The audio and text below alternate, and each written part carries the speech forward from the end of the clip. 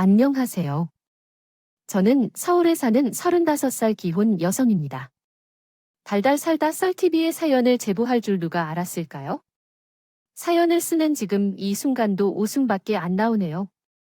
제 사연의 주인공은 동서입니다. 아주 대형 사고를 겪어서 이렇게 사연을 보냈습니다. 현재는 이혼해서 각자의 길을 걷고 있지만 이혼한 이유를 알면 여러분도 깜짝 놀라실 겁니다. 그럼 제 이야기를 시작하겠습니다. 남편에게는 남동생이 하나 있습니다. 남편과 제가 3살 정도 차이가 나고 우리가 결혼한 지 5주년을 맞이한 때 서방님도 결혼했어요.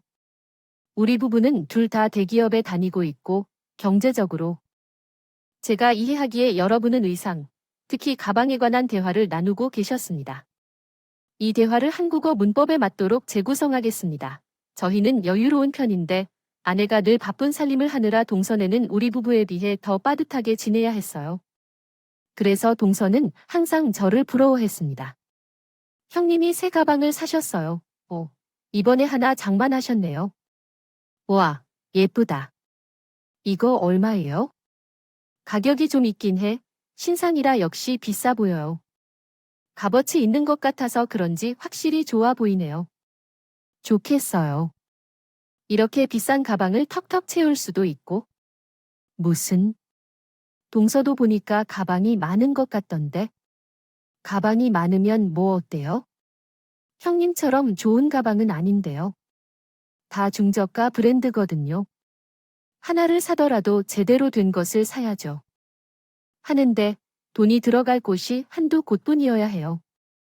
특히 집 대출을 갚느라 더 쪼들려요. 젊은 사람들이 왜 결혼을 안 하는지 알겠다고 해요. 저도 결혼 안 했는데요. 아가씨였으면 저도 형님처럼 이런 가방을 샀거나 돈 많은 남자를 만났어야 했겠죠. 에이 동서, 서방님과 사이가 좋잖아. 죽고 못 살아서 결혼한 거야? 그건 그렇지만 살다 보니 알게 되었어요. 결혼은 사랑만으로 유지할 수 없다는 거요. 그래서 형님께 진짜 부러워요. 형님은 능력도 있고 아주버님도 돈을 잘 벌기에 우리 남편과는 은근히 비교되겠죠. 그렇게 생각하지 마세요. 동서가 결혼한 지 얼마 안 됐잖아. 몇 년이 지나봐. 형편 많이 좋아져 있을 걸 원래 혼자 버는 것보다 둘이 벌면 금방 모이는 법이야. 그러니까 동서도 다시 일을 시작해야 해. 서방님이 혼자 벌어서 쓰려니 어렵잖아. 정말 그런 날이 올까요? 저도 빨리 취직하고 싶은데 괜찮은 곳이 없네요. 취업난이 심하잖아요. 그래서 더 꿀꿀해요, 형님. 그러지 말고 가방 좀 빌려주시면 안 돼요? 저번에 보니까 검은색 토드백이 예쁘던데. 가방만 빌려주시는 김에 옷이랑 구두도 좀 빌려주세요. 저 곧 있으면요. 친구들과 약속을 잡았는데 그러면 제대로 준비해야겠어요. 회사 면접을 볼 때도 있고 항상 제게 부러워하는 동서가 있었어요. 동서는 저에게 많은 관심을 가졌는데 어떤 옷을 입고 가방은 무엇인지, 액세서리부터 화장품까지 작은 것 하나도 빠뜨리지 않고 제가 사용하는 걸 빌려 입거나 따라하고 싶어 했어요. 그런 동서를 귀엽게 생각했어요. 외동딸이었기 때문에 친구들이 동생이 있는 것이 부러웠거든요. 친한 친구들을 보면서 동생이랑 같이 옷도 입고 물건도 나눠 쓰곤 했어요. 그래서 동서를 동생처럼 생각하며 대해왔죠. 우리 집과 동선의 집은 거리도 가까워서요. 자주 오고 갔으며 대부분의 시간을 함께 보냈습니다. 동서가 우리 집에 자주 놀러와서 제 물건들을 살펴보는 것이 많았습니다. 그러나 우리 사이를 유지하며 살던 중에 남편이 갑자기 내가 타는 차를 바꿀 것을 요구했습니다. 내 차로 바꿔주세요. 내 차가 있잖아. 그거 차를 끌기에 크니까 관리하고 다닐 때 여러모로 불편한 것이 많아. 내 차는 승용차니까 내가 타겠네. 그래서 나는 출퇴근할 때 차가 필요한데 내가 새 차를 봐서 무엇을 그렇게까지 해야 할까? 세 대나 둘의 차가 필요한 이유가 뭐야? 그냥 내가 지금 타는 차를 처분하고 내가 일하고 말했습니다. 새로 뽑는 차는 그냥 둬. 요즘에는 패밀리카라고 해서 공용으로 사용하는 차 한두 대가 주는 것 같아. 내 차는 SUV니까 가족끼리 여행 가거나 캠핑할 때 사용하기 좋잖아. 짐을 많이 싣고 다니려면 SUV 한 대 정도는 있어야 해. 출퇴근할 때는 승용차를 타고 다니고, 너는 저번에 외제차나 소형차를 사고 싶다고 했었잖아. 그러지 말고 이번에 한 대 새로 뽑고 지금 타고 다니는 차는 연식이 좀 되었으니 어차피 나중에 바꿔야 하잖아. 그 차는 내가 출퇴근할 때 타고 다닐 것 같은데? 그렇구나. 나는 차를 안 갖고 있다가 새로운 차를 살 생각이었는데? 그럼 이번에 너한테 차를 주고 한 대를 사야겠다. 뽑을 것인지 고민했어요. 저는 몰랐지만 요즘에는 패밀리카를 한 대 두고 서브 개념으로 출퇴근용 차를 사용하는 사람들이 놀고 있다고 합니다. 남편은 우리 가족도 패밀리용 차를 두고 서브용 차를 사용하자고 제안했거든요. 경제적으로 어려울 수도 있지만 우리 부부는 여유가 있는 편이어서 충분히 커버할 수 있는 수준이었습니다. 제가 다니는 차는 연식이 좀 된 편이라 남편이 출퇴근용으로 이용해도 되겠다고 생각했거든요. 또한 연비도 좋았기 때문에 남편과 협의한 끝에 갖고 싶었던 소형 외제차를 한 대 뽑았습니다. 하루는 퇴근길에 집으로 향하던 중이었죠. 길에서 우연히 동서를 만나서 차를 세워 인사했어요. 동서 어디 가세요? 형님, 저번에 빌린 가방을 드리려고 집에 가는 길이었어요. 그런데 유차는 뭐예요? 새로 사신 거예요? 응, 얼마 전에 못 뵀어요. 아니, 왜요? 형님, 타시던 차도 비싼 건데, 그건 남편이 타기로 했어. 남편이 몰던 SUV는 패밀리카로 사용하려고 차가 커서 이동하기 불편하다고 해서 주고 새로 사신 거야? 뭐, 그럼. 차가 3대인 거예요. 오, 그렇게 되었네. 언제 동서 차 필요하면 우리 차를 빌려줄게. SUV는 패밀리용 차로 사용할게. 목적이니까 여행 갈 때나 짐 많이 실어야 할 때 말해주세요. 빌려줄 테니까 그래요. 그럼 이왕 빌려주시는 곳 형님 차를 빌려주시면 안 돼요. 내 차를 이용해 주실래요? 오랜 기간 동안 운전을 하지 않아서 믿음직한 운전자가 아니라는 것을 잘 아시잖아요. 그런 사람이 큰 차를 운전할 수 있을지 모르겠어요. 답뻔한데 이렇게 위험한 상황에서는 형님 차가 더 나을 것 같아요. 동서 지역 면허가 있는데 이럴 땐 더욱 내 차를 빌리면 안 되겠지요? 면허를 발급받은 지 얼마 안 됐고 특히 외제차인데 만약 사고가 나면 수리비가 높을 수 있어요. 보험 처리는 될 거라고 생각하지만 실수가 없도록 조심스럽게 달려야겠어요. 묻으면 돼요. 원래 조심하면 할수록 사고 날 확률이 낮아져요. 빌리기 전에 제대로 도로 주행 연수도 하고 빌릴 테니까 걱정하지 마세요. 안 그래도 요즘 차 하나 있었으면 좋겠는데 이렇게 멋진 외제차도 떡하니 뽑으시고 형님 정말 부러워요. 연습해도 여러 돌발 상황이 있을 수 있잖아요. 형님 저한테 차를 빌려주기 싫으세요? 되게 꼬름직한가 봐요. 하긴 외제차가 비싸니까 그렇겠죠. 근데 형님 아무리 비싼 차라도 그냥 차일 뿐이잖아요. 새 차니까 아끼는 마음을 잘 알겠지만 차 한 번 빌려준다고 다른 것도 아닙니다. 제가 형님이 아니라면 언제 이런 외제차를 몰아볼 거예요? 그래도 동서가 뽑힌 지 얼마 안 된 차를 빌려주는 것은 어려울 것 같아요.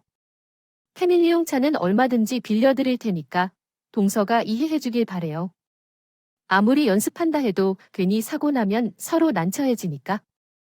사고가 안 나는 것이 제일 좋겠지만 사고가 난다면 동서가 미안해할 이유 없을 거예요.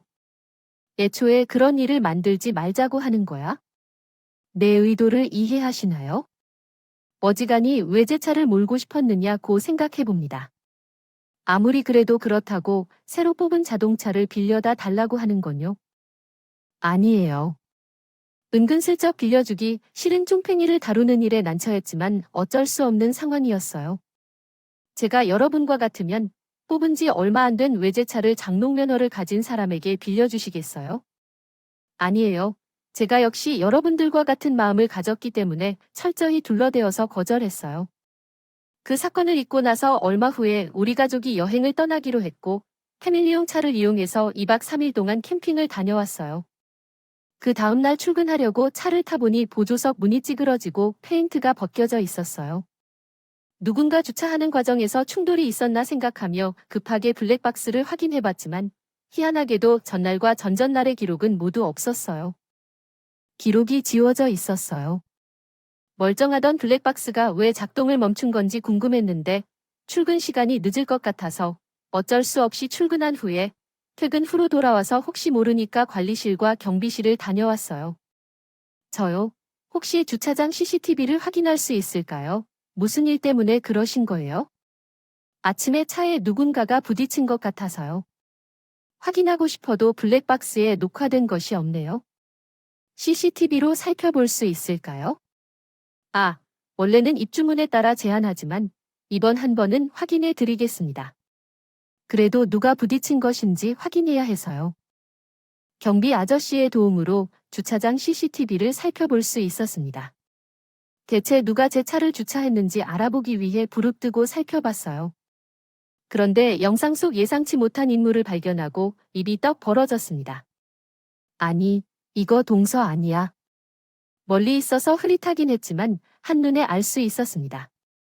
제 차를 몰고 들어와서 주차한 뒤 호련히 사라지는 동서 씨를 발견했어요.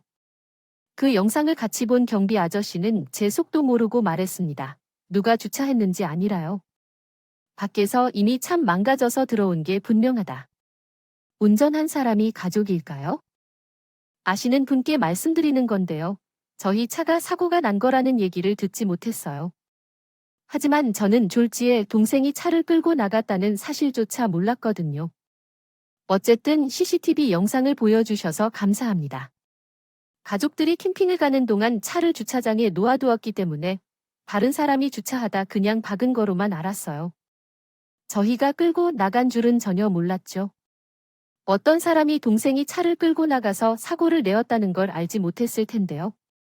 정말 충격을 받아서 더 이상 말이 나오지 않았어요. 동생이 어떻게 차를 끌고 나갔는지 모르겠지만 사고를 내어서 블랙박스 영상까지 고의로 삭제했다는 것을 짐작할 수 있었습니다. 풀리지 않은 궁금증이 참 많았지만 자세한 사항은 당사자에게 직접 듣는 것이 좋을 것 같아서 급히 동선의 집으로 향했어요. 우연히도 서방님도 집에 계셨는데 형수님 오셨어요. 얼마 전에 캠핑 다녀오셨다면서요. 잘 다녀왔어요. 아, 서방님 집에 계셨네요. 여행은 잘 다녀왔어요. 갑자기 연락 없이 찾아와서 미안해요. 동서한테 뭐 좀 물어볼 게 있어서요. 라고 했더니 뭔데요? 라고 대답하셨습니다. 동서, 우리 가족이 캠핑 갔을 때 내 차를 끌고 나갔나 봐요. 방금 주차장 CCTV 확인하고 오는 길인데 대체 어떻게 된 거야? 차 문이 찌그러져 있던데 동서가 그랬대요. 말도 없이 차가 어떻게 사라져 버린 건데 나 지금 동서에게 궁금한 점이 한두 가지가 아니에요. 그래서 나한테 설명 좀 해줘. 대체 어떤 생각으로 그렇게 했는지. 동서는 내 이야기에 대해 당황한 듯한 표정을 지었고 옆에서 듣고 있는 서방님도 놀라서 우리 둘을 번갈아 쳐다보셨습니다. 정말 내 이야기가 사실이야? 형수님의 차를 진짜로 끌고 나갔어? 아니, 그게 아니라. 동서는 당황해서 어거지로 행동도 못하고 땀만 갈기갈기 흘리다가 얼마 후에 큰 소리로 외쳤어요. 방귀 뀐 놈이 성낸다더니 되려 본인이 당당하게 굴고 있더라니. 이렇게 돼서 괜찮나요? 그것이 증거가 돼요. 제가 형님 차를 몰고 나가 사고를 쳤다는 게 맞습니다. 그러나 사고를 낸 증거는 아무데도 없어요. 그리고 중고차가 어디 갔는지도 모르는데 블랙박스에 녹화된 자료까지 전부 삭제되어 있네요. 아마 동서가 사고를 냈기 때문에 증거를 지우려고 한 게 아닐까요? 제가 몰래 차를 끌고 나가는 것도 엄청난 행동이지만 이렇게 당당하게 나오면 안 돼요. 동생, 그런 사람이었다니? 형님, 그렇게 말씀하시다니 말할 게 없는데 어쩔 수 없었어요. 제가 다 설명할게요. 그래, 말해봐. 대체 어떻게 된 일이야? 사실, 저 요즘 정신적으로 많이 힘들어요. 아무래도 우울증인 것 같아요. 그래, 우울증? 네, 형님은 몰라요. 제 심정이 어떤지.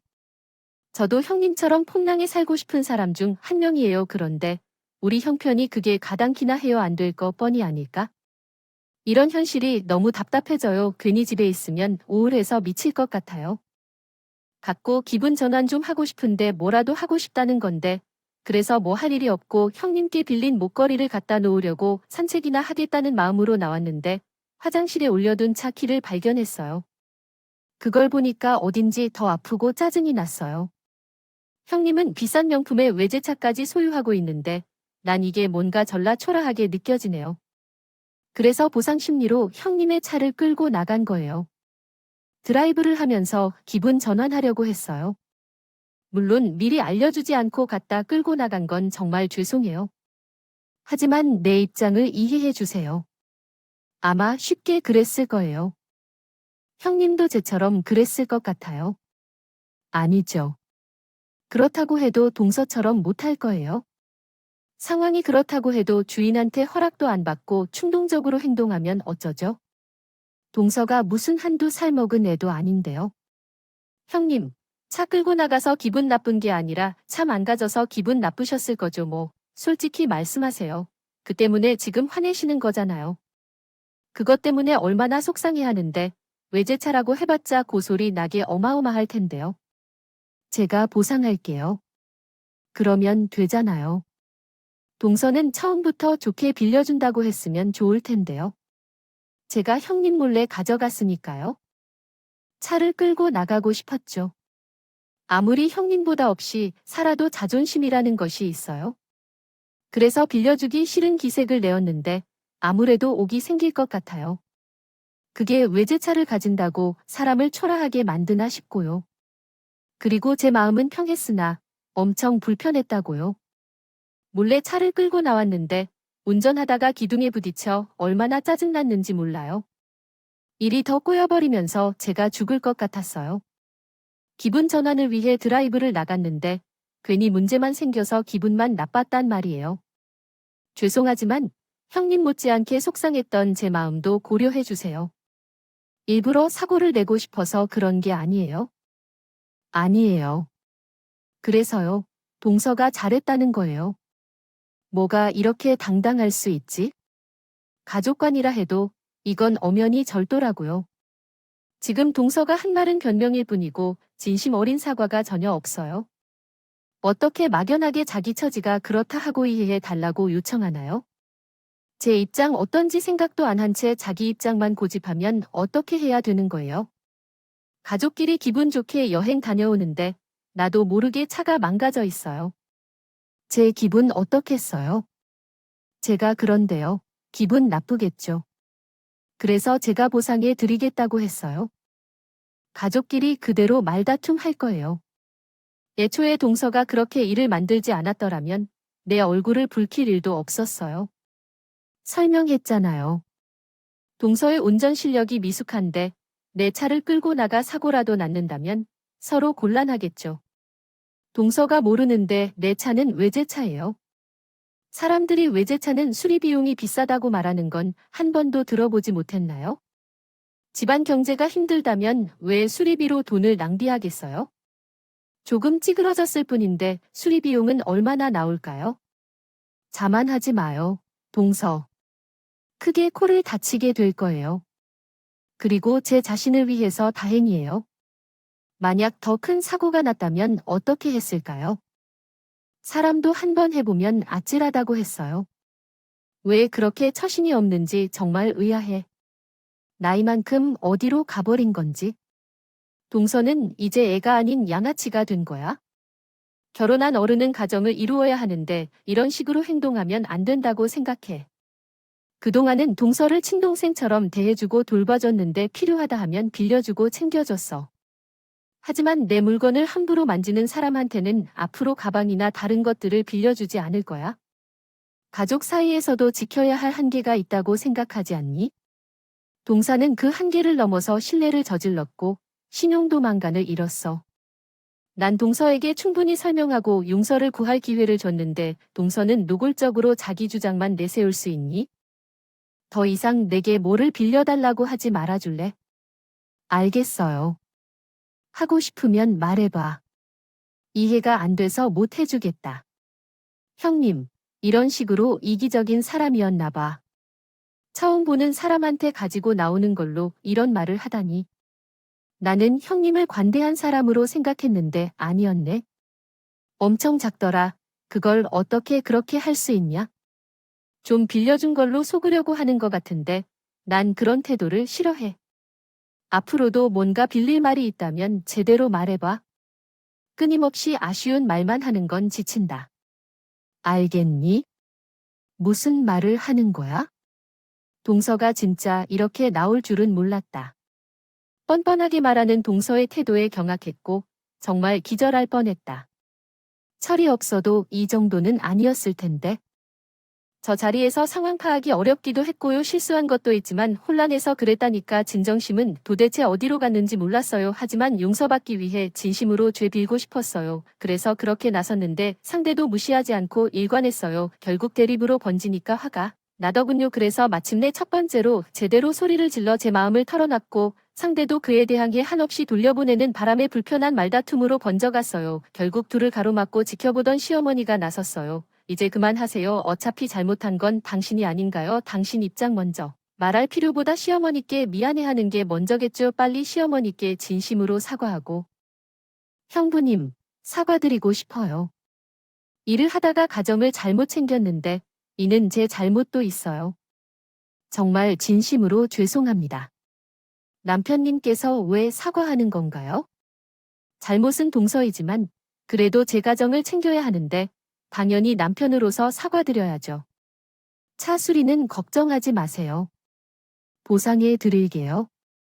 남편님, 가격이 꽤 나올 텐데 괜찮아요.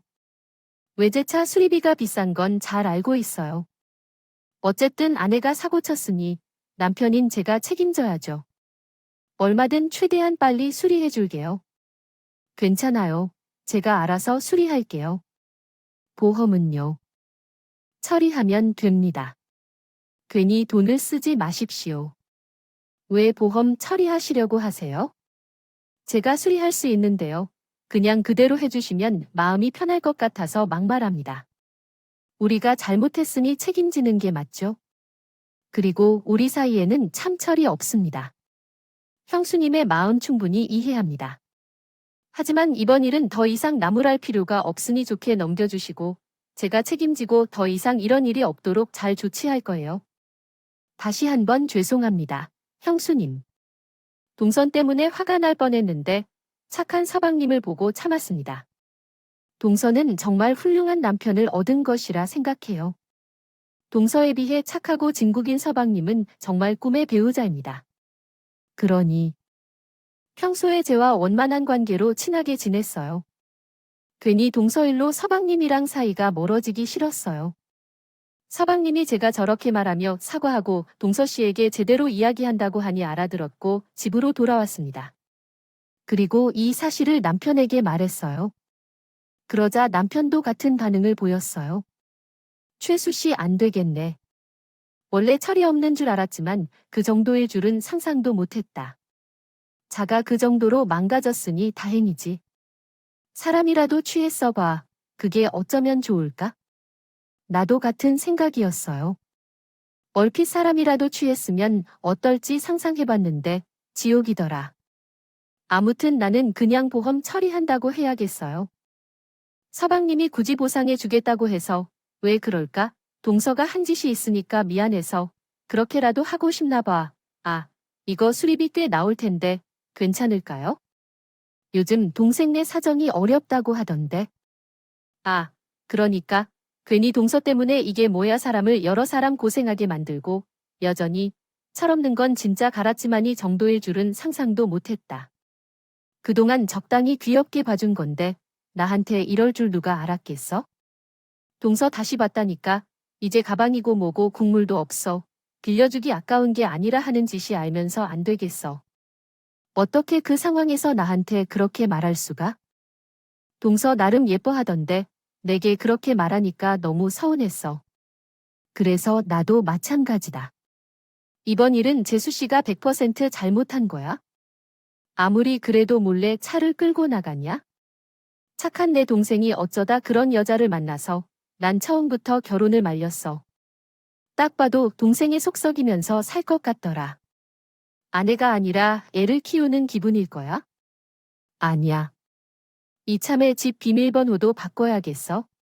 우리 없을 때 몰래 들어오면 어떻게 안 되잖아. 그래도 바꾸려고 참 자수리할 센터. 동생이 알아본다고 했나? 나는 형님이 센터 하나 하는데 부탁드려서 볼까? 진찰을 받았으면 좋겠어요. 더 알아봐 주실 수 있지 않을까요? 좀 가격을 깎아줄 수도 있을 것 같은데 동생이 부담될까봐 걱정이 되네요. 서방님이 알아보겠다고 하셨는데 한번 여쭤봐도 괜찮을 것 같아요.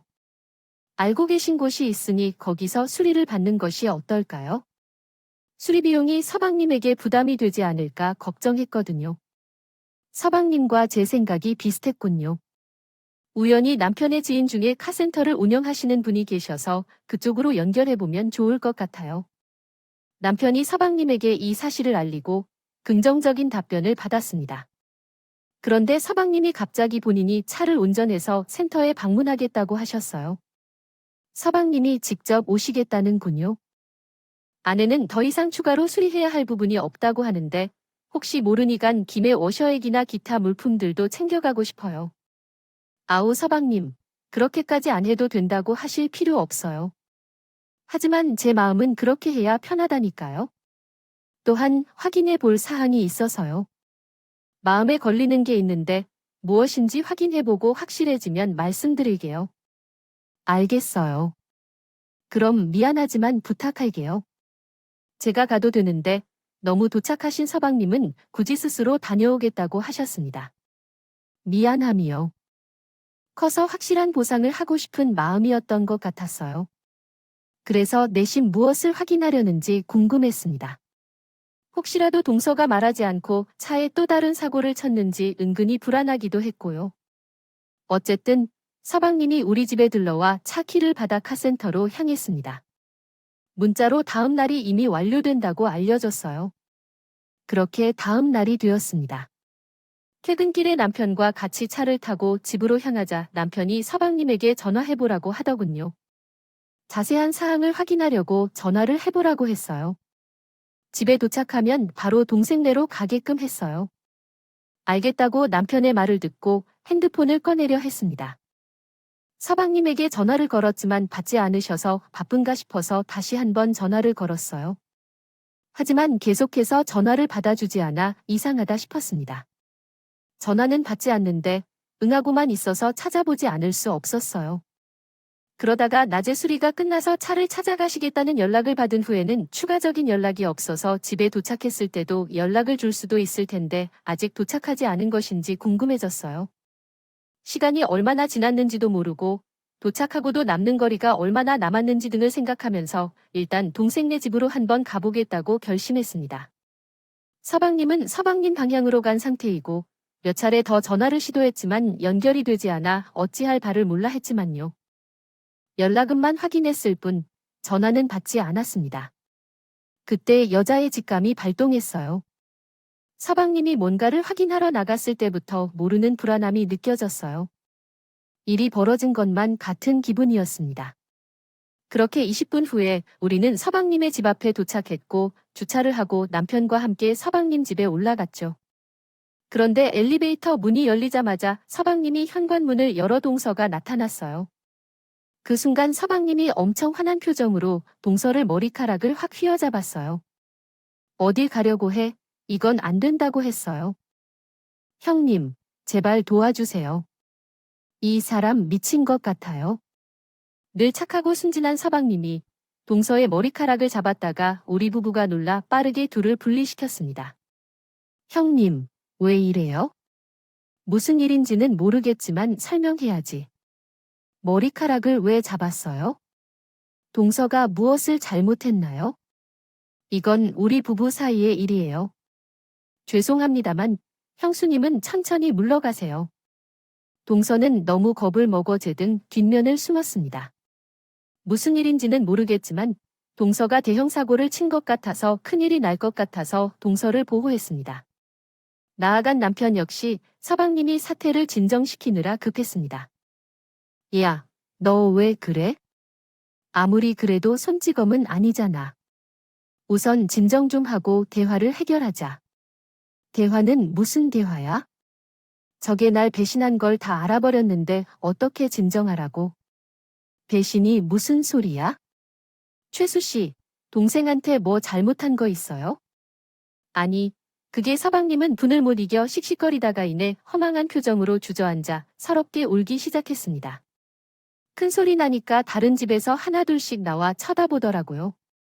괜한 구경거리만 되겠다 싶어서 남편과 저는 둘을 데리고 집을 들어왔습니다. 그리고 서방님은 한참을 울다가 조금 진정됐는지 드디어 입을 열었어요. 그리고 우리는 충격적인 사실을 알게 되었습니다. 몇 달 전부터 아내의 행동이 수상했어요. 명확히 표현은 않았지만 다른 사람들처럼 마치 정신이 팔린 것처럼 이상하게 행동했거든요. 아내는 결혼을 후회한다고 자주 말했고 아가씨 시절로 돌아가고 싶어 했어요. 우울하다는 이야기를 하기도 했죠. 그래서 평소엔 집에만 있던 사람이 어느 날부터는 친구들을 만나러 밖으로 나가고 새벽에 들어오는 경우도 있었어요. 다른 사람들처럼 옷과 외모에 신경을 쓰는 것처럼 보이고 불안해 보였어요. 그리고 더군요, 종일 핸드폰을 손에서 놓지 않았어요. 어느 날은 수정이라는 이름으로 전화가 와서 전화를 받으라는 통보도 있었죠. 엄청 화를 내고 싶었어요. 왜 허락도 없이 다른 사람의 핸드폰을 확인했냐고. 이런 일이 쌓여갔고 마음에 걸리는 것이 한둘이 아니었어요. 그러나 결국 확인했어요. 애써 확인하고 싶지 않았거든요. 한번 의심하는 순간 걷잡을 수 없을 것 같아서 모른 척 외면했던 거예요. 그런데 아내가 드라이브한다고 형수님의 차를 끌고 나간 날이었어요. 사실 그때 제가 출장을 가야 했어서 며칠 동안 집을 비웠거든요. 나한테는 형수님 집에 간다는 말도 드라이버로 나왔다는 말도 없었어요. 그냥 온종일 집에만 있었다고 했는데 언제 드라이브를 갔는지 이상하다고 느꼈어요. 그래서 슬쩍 물어봤더니 드라이버가 근처를 몇 바퀴 돌았다고 말했어요. 얼버무리더라고요. 그러다 발견한 것이죠. 쓰레기통에서 버려진 톨게이트 영수증이에요. 그날 강릉에 다녀왔더라고요. 운전도 잘 못하는 사람이 혼자 강릉에 간 게 이상하잖아요. 그래서 형수님 블랙박스 메모리를 복구했어요. 수리비와 복구비의 돈이 꽤 나와서 머리가 더 복잡한데 그런 사람이 기름을 붓더라고요. 글쎄, 그 복구된 메모리 카드에 뭐가 찍혔는지 아세요? 어떤 남자와 다정하게 팔짱을 끼고 가는 모습이에요. 심지어 차 안에서 하는 대화도 녹음되었어요. 저는 출장 가서 무턱대고 열심히 일하는 동안에 형수님은 차를 끌고 내 연인과 함께 강릉으로 여행을 다녀왔다는 거예요. 집에 도착하자마자 제 손에서 강제로 핸드폰을 빼앗겨서 모든 것을 확인했어요. 그 사람과는 대화를 함께 했던 사진까지 제 눈으로 확인하니 이해가 되지 않고 마음이 아프더라고요. 저는 그동안 어떻게 그 사람에게 대해왔는지, 얼마나 믿었다가 다시 믿었는지, 결혼한 이유에 대해 계속해서 자책했었지만 참고 노력했어요. 더 잘해서 그 소리를 듣지 않을 거라고 생각해서 남편으로서 최선을 다해왔는데 그 결과가 이런 거라는 게 어떻게 받아들여야 할지 모르겠어요. 남편은 우리 부부에게 많은 것을 폭로했고 동서, 역자주, 내생을 요리조리 굴리는 사람은 눈치만 살폈습니다. 털어놓고 공허한 듯 우울하게 웃던 서방을 보면서 우리는 어떤 반응도 제대로 하지 못했어요. 마치 버퍼링에 걸린 것처럼 감당할 수 없는 큰 충격에 어떻게 해야 할지 몰랐습니다. 그때 계속 눈치를 보던 동서가 기회를 틈타 다시 도망가려고 할 때 제가 급히 잡았어요. 어디일까? 이렇게 대형 사고를 쳐놓고 도망가면 그만이야? 너 진짜 속수무책이야. 어른으로서 내가 저지른 짓을 해결해야 할 거야. 그냥 도망치면 일이 없어지겠어. 동서가 아니네 라고 대답하자. 입으로 말해봐. 너 정말 바람 피웠니? 그래서 내 차를 끌고 갔니? 우울증이라는 게 무슨 태도야? 비관적인 건 말야. 거짓말이 아니에요. 야옹니. 동서는 어떤 말도 하지 않고 계속해서 눈치만 살피면서 그 모습을 보니 충분한 대답이었어요. 세상에서 내가 그렇게 널 잘못 이해했네. 아무리 철없어도 그 정도로 바닥일 줄은 몰랐어. 너 진짜 병원에 가봐야 돼. 머리가 어떻게 된 것 같아. 미치지 않고서는 이런 짓을 할 수가 없어. 남편이 너한테 얼마나 잘해줬는지 내가 잘 알아. 옆에서 지켜보는 증인이야. 그런 일을 저지른 후에도 미안하지도 않았니? 어떻게 바람을 피울 수 있어? 누가 바람을 피우고 싶어 하여 그러는 줄 아세요? 제가 아는데요. 충분히 잘못한 일이지만 많이 힘들었어요. 나도 어떻게든 바람을 피웠을 거예요. 너가 힘든 건 무엇인가요? 서방님만 했니? 철없는 너를 먹여 살리려고 애를 썼어요. 심지어 남편은 서방님과 반대했고, 너랑 결혼하면 힘들 것 같아서 그래도 서방님이 너를 택하라 하셨어요. 결혼을 허락했어요. 사랑하고 또 사랑해서 너랑 결혼했어요. 넌 그런 사람에게 엄청난 상처를 준 것이야. 너에게 이해가 안 가. 너는 뭔가? 어렵고 힘든 상황에서 바람을 푼 나를 비난하지 마. 남편은 너에게 얼마나 잘해주었는지 알아? 높은 마음만 가지고 타인을 비난하는 너는 바람 한 번 피울 줄도 모르는데 어떻게 했다고 그러니? 머리채 잡혀도 참아야 할 일이 있고 억울 안에서도 너는 입 다물고 있어. 내 차를 몰고 떠날 때조차 사과하는 말을 먼저 하지 않았지. 왜냐하면 또 너의 생각부터 해. 너는 정말 정신 차리라는 말조차 안 되겠어. 나도 내가 잘못한 게 충분히 있지 않을까? 이혼하면 될 거야? 당연히 이혼해야 해. 그리고 말은 확실하게 해. 이혼을 요청하는 거지. 내가 이혼당하는 거야? 서방님, 당장 이혼하자. 차라리 잘 된 거야? 서방님이 너무 아까워. 얼른 이혼해서 더 좋은 여자 만나서 보란 듯이 살 거야? 남편이랑